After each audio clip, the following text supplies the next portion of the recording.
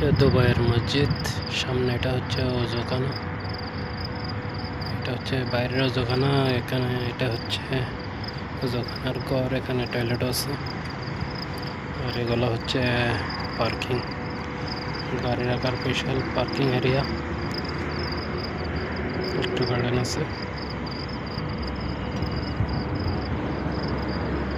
পুরোটা পার্কিং গাড়ি রাখার। এটা হচ্ছে